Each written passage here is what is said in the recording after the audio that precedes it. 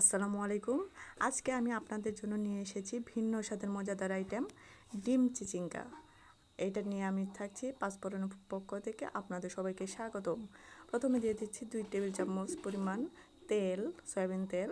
তারপর দিয়ে দিচ্ছি 3টা পেঁয়াজ কুচি আর 6-7টা মরিচ ফালি। এখন এগুলো মিশিয়ে নিচ্ছি। এটাকে ভালো করে ভেজে নিব।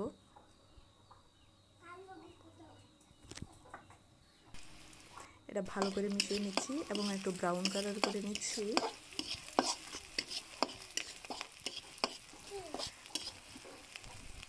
এই পর্যায়ে দেব ডিমটা। এখন ডিমটা আমি পেঁয়াজের সাথে ভালোভাবে মিশিয়ে নিচ্ছি। আমি এটাকে খুন্তি দিয়ে ভালোভাবে নেড়ে চেড়ে নিচ্ছি।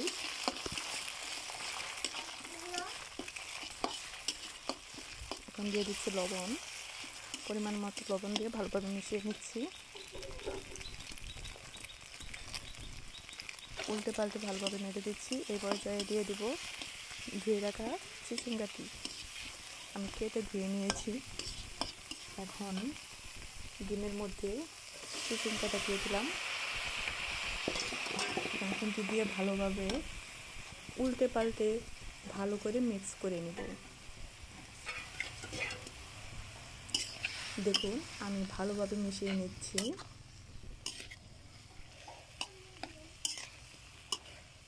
চিচিঙ্গাটা পুরোপুরি আমার মশলার সাথে মিশিয়ে নিচ্ছি। এখন সাইড থেকে ভালোভাবে পরিষ্কার করে ঢাকনা দিয়ে ঢেকে নেব। 10 মিনিট পর ঢাকনাটা খুলে এই যে দেখেন এখন ভাপ উঠে এসেছে আর আমার চিচিঙ্গাটার মধ্যে থেকে বাষ্পটা কীভাবে বের হচ্ছে। এখন ভালোভাবে আবার মিশিয়ে নিচ্ছি, উল্টে পাল্টে ভালোভাবে মিশিয়ে নিচ্ছি। আর ডিমটা যে জমাট থাকবে সেটা একটু খুন্তি দিয়ে নেড়ে নেড়ে ভেঙে দিচ্ছি। আবার ঢাকনা দিয়ে ঢেকে নেব।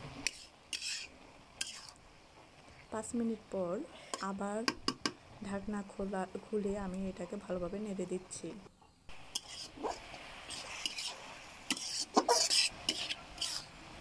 ভালোভাবে মিশিয়ে নিচ্ছি। এটাকে উল্টে পাল্টে ভালোভাবে মিশিয়ে নিতে হবে যতক্ষণ পর্যন্ত না পানিটা শুকোচ্ছে।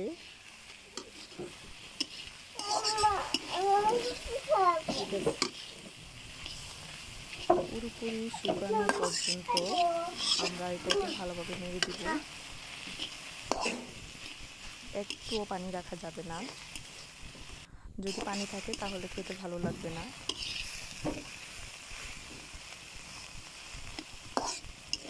এই দেখুন আমি কীভাবে নেড়ে নিচ্ছি। সাইড থেকে যে চিচিঙ্গাটা ডিমটা সাইডে লেগে থাকে সেটাকেও ভালোভাবে নামিয়ে নিচ্ছি। এখন পরিবেশন করব। এখন একটা পাত্র তুলে নিচ্ছি। এই যে দেখুন কত সুন্দর হয়েছে আমার রেসিপিটা।